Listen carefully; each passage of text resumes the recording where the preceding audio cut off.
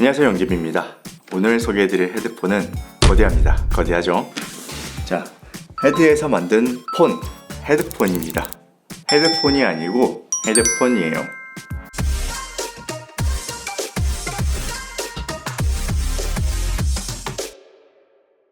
저희 영집이 회원분들은 보통 가성비 제품들 얘기만 많이 해서 이런 제품도 한번 들어보셨으면 좋겠다는 마음에서 리뷰를 준비했습니다.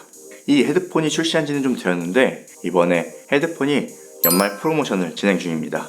상당히 큰 가격 할인도 있는데 공식 수입사인 기어라운지하고 저희 영집이 스토어에서만 케이블을 옵션으로 선택할 수 있어요.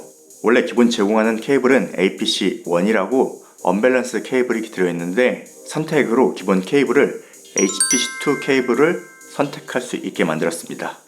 HPC2 케이블은 4핀 밸런스 케이블이에요. 만약 밸런스 출력을 지원하는 헤드폰 앰프를 가지고 계신다면 이런 옵션도 가능합니다. 그리고 캔 오프너 스튜디오까지 제공하는 프로모션입니다. 이달 말까지 진행하는데 HPC2 옵션은 재고가 아주 소량밖에 남지 않았다고 합니다. 참고하시기 바랍니다. 그리고 오늘 헤드폰은 리뷰를 위해 기어라운지에서 제공해 주셨습니다. 여러모로 독보적인 헤드폰, 그럼 리뷰 바로 시작할게요. 이 헤드라는 브랜드가 생소하신 분은 여기 영상 참고해 주시고 헤드폰 박스가 상당히 큽니다. 그래서 상측에서 언박싱하기가 힘들어요. 잠시 그냥 이렇게 보여드릴게요. 자, 여기서 열면은 종이가 나오죠. 헤드폰에 대한 스펙이 적혀있는 종이입니다.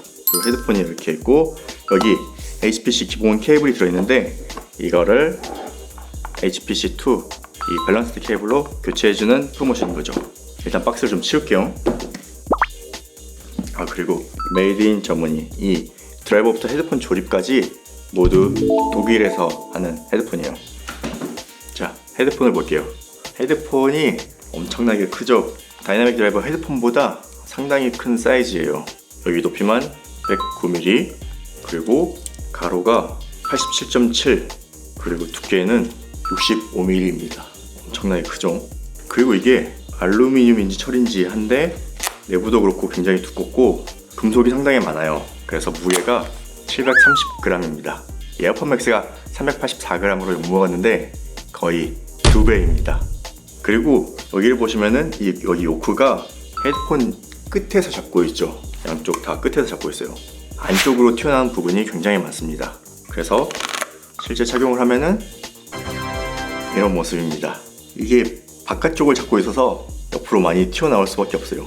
참고로 제가 군모 57 사이즈입니다. 근데도 이 밴드를 최대로 늘리거나 끝에서 한 칸 줄였을 때가 가장 안정감이 좋아요. 근데 조금 생각해보면 이 정도 넓이까지도 사용하실 수는 있을 것 같아요. 근데 아마 머리가 많이 크신 분은 사용하기 힘들 수도 있겠다라는 생각이 좀 들어요. 이게 착용 구조가 아주 좋지는 않습니다. 그리고 확실히 무겁습니다. 오래 사용하기는 힘들 것 같아요. 그리고 이 머리를 받쳐주는 의자가 있어도 여기 이렇게 헤드폰을 제대로 받쳐주지 않으면은 이 헤드폰이 뒤로 넘어가기 때문에 아주 목 운동을 자연스럽게 해야 하는 헤드폰이에요. 이게 그럼에도 불구하고 사운드가 너무 독보적이라 꼭 들어봐야 하는 헤드폰입니다. 그리고 패드를 자세히 보면은 두께가 달라요. 앞쪽이 한 23mm 정도, 그리고 뒤쪽이 35mm 정도. 그래서 이 패드로 드라이버 각도를 이렇게 조절해 주는 것이죠. 단자는 미니 4핀 XLR이에요. 여기 케이블에는 LR 표기가 없어요. 여기에 버튼에 둘 다 R이라고 되어 있고요. 별도로 LR 표기는 없는데 여기 빨간색 있죠? 이게 라이트입니다.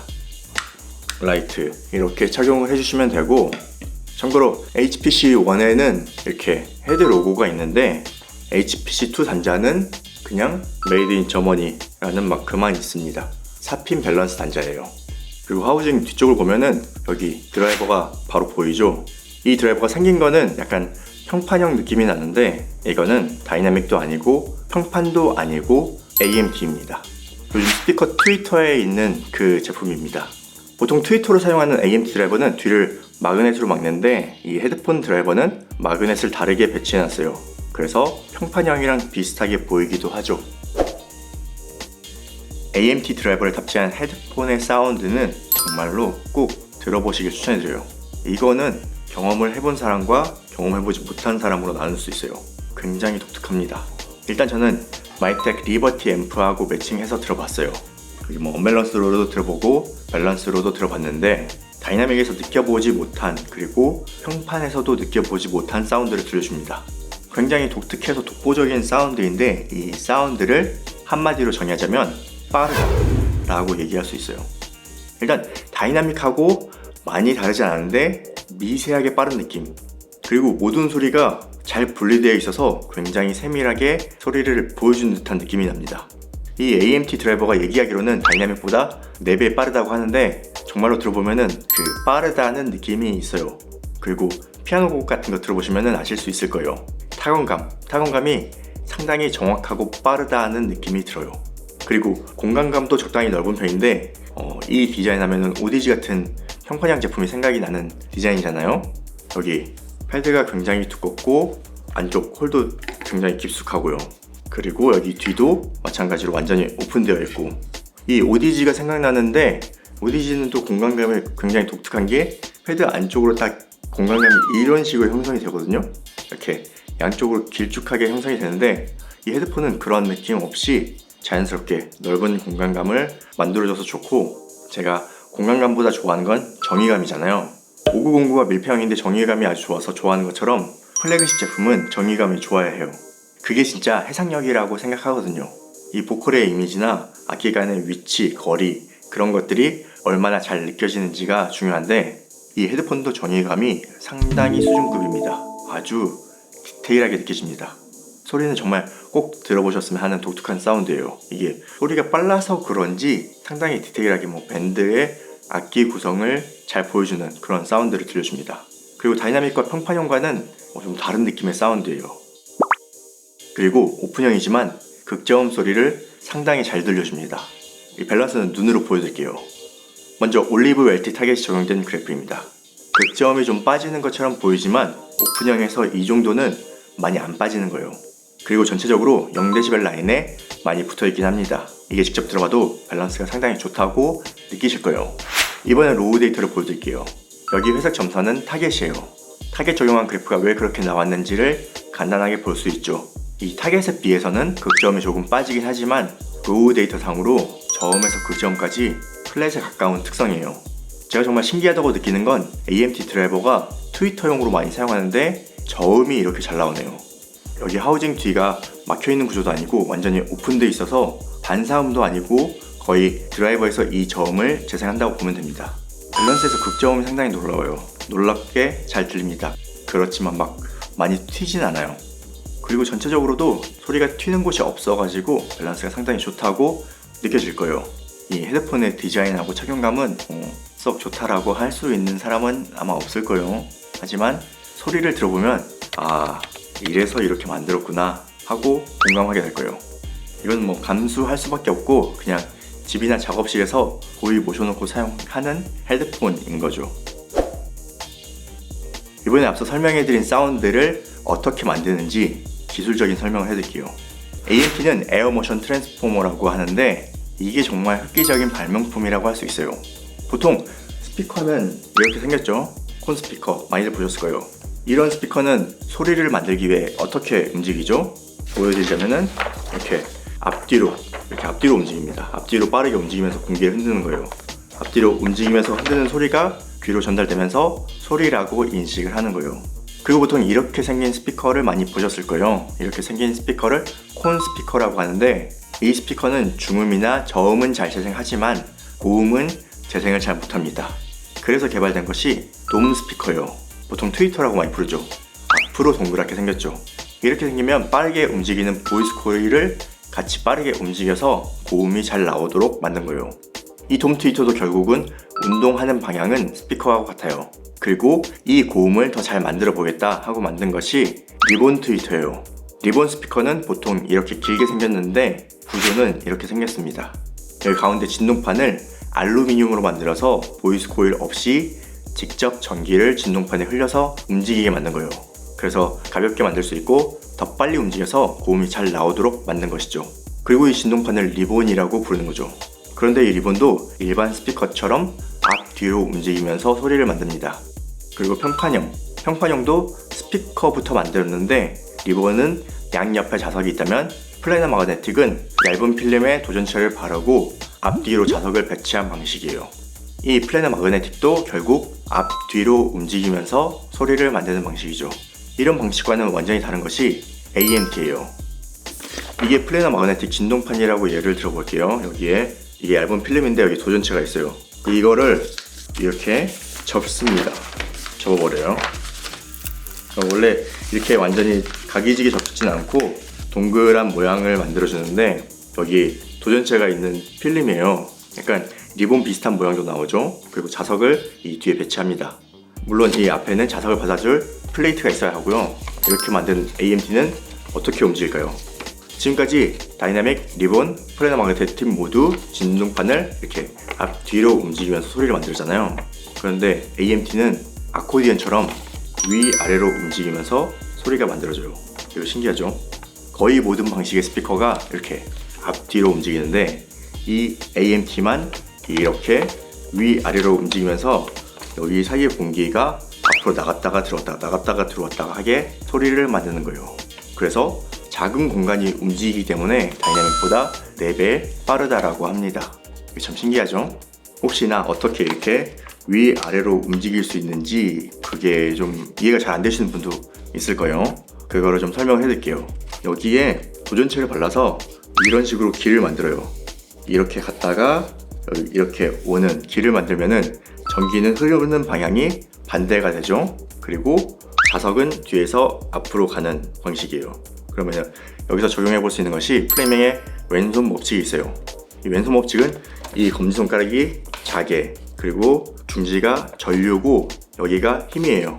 자, 자개는 이렇게 고정이 되어 있죠. 이렇게 고정이 되어 있는 상태에서 전류가 여기 아래쪽에는 이 방향으로 흐르고 있다. 이 방향으로 흐르고 있으면은 자, 엄지손가락 방향 위로 움직이죠. 반대로 여기 위에는 전류가 이렇게 흘러요. 이쪽 방향으로. 그러면은 엄지손가락 방향은 아래로 흐르고 있죠. 그래서 이 위는 아래로 가는 거고 아래 전류 흐르는 방향 때문에 아래에 있는 거는 위로 가고, 그래서 이런 식으로 위아래로 움직이는 거예요. 그래서 이러면서 소리가 앞으로 나온다는 거죠. 신기하죠? 저는 이 내용 보고 굉장히 신기하더라고요. 그런데 AMT는 보통 트위터로 사용하잖아요. 트위터는 고음 위주라서 이 저음은 잘 재생이 안 될 텐데 이 헤드폰은 어떻게 저음이 잘 나올까요? 이건 헤드에서 특별히 개발한 VVT 테크놀로지에 있어요. VVT는 Variable Velocity Transformation의 약자인데 속도를 가변적으로 변환하는 장치라고 해요.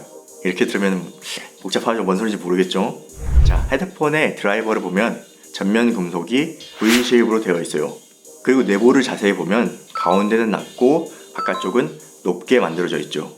이건 제가 추측한 내용인데 가운데 낮은 곳은 고음을 재생하고 바깥쪽 높은 곳은 저음을 재생할 것 같아요. 이렇게 높낮이 두께를 조절해서 바우스 대역을 10에서 40kHz까지 늘려놓은 것이죠. 그리고 실제로 이 드라이버가 트위터에서 사용하는 것보다는 상당히 커요. 아마 이런 부분에서 차이가 있지 않을까 싶네요. 자, 현재 프로모션으로 기본 언밸런스 단자를 선택할까요? 밸런스 단자를 선택할까요? 일단 케이블의 가격은 같습니다. 둘 다 22만원으로 꽤나 고가예요. 비싼 이유가 다 독일에서 만들어서 들어오는 제품입니다.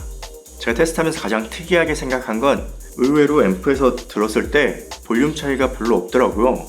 하지만 측정할 때는 2배 입력 전압 차이가 났어요. 측정할 때는 500Hz 기준 94dB로 맞춰놓고 측정하는데 언밸런스 케이블은 입력 전압이 730mV였고 밸런스 케이블은 입력 전압이 370mV였습니다. 거의 2배 차이가 나죠. 근데 마이테이 앰프랑 연결해서 들었을 때 볼륨 차이를 그렇게 느끼지 못하겠더라고요. 하지만 소리 자체는 좀 달랐어요. 이 사운드는 미세하지만 분명한 차이가 있었어요. 일단 어택감이 조금 더 좋아집니다. 이 소리가 귀를 때리는 느낌이 더 확실해져요. 그리고 정의감이 더 확실하게 좋아집니다. 이 음을 때리는 게 강해서인지 딱 때리는 음이 좋아졌는데 그로 인해서 악기 간 위치감도 조금 더 확실하게 느껴지더라고요. 그래서 이런 밸런스 출력이 가능한 앰프가 있다면 확실히 밸런스 출력으로 듣는 것을 추천해드립니다. 이게 지금 프로모션으로 가능하니까 말씀해드리는 거예요. 헤드에서 만든 세상에서 하나밖에 없는 헤드폰이죠. AMT 드라이버를 탑재한 헤드폰을 살펴봤습니다. AMT 드라이버 설명이 알기 쉽게 됐는지가 좀 궁금하네요. 그리고 설명을 들어보니까 한번 들어봐야겠다 이런 생각이 들지 않으신가요? 영디비 구독자도 이런 신기술은 꼭 한번 들어보셨으면 합니다. 그리고 확실한 건 작업실 룸 튜닝이 제대로 되어 있지 않다면 헤드폰을 사용해보시면 모니터링이 확실하게 될 겁니다. 조금 아쉬운 건 디자인과 모니터링 스피커처럼 액티브가 아니라는 점이죠. 이게 임피던스는 낮은데 구동력이 좀 필요하긴 해요. 현재 프로모션이 진행 중이고 가격이 많이 저렴해졌습니다. 그리고 캔오프너 스튜디오도 제공하고 기어라운지와 영디비 스토어에서 기본 언밸런스 케이블을 밸런스드 케이블로 변경해주는 이벤트도 진행하고 있어요. 일단 프로모션 기간은 이달 말까지라고 하는데 이 헤드폰도 그렇고 밸런스드 케이블도 재고가 한정되어 있기 때문에 이 영상 때문에 빨리 끝날 수도 있겠네요. 오늘 영상도 유익하셨다면 구독과 좋아요로 응원 부탁드립니다. 그럼 전 다음 영상으로 찾아뵐게요. 고맙습니다.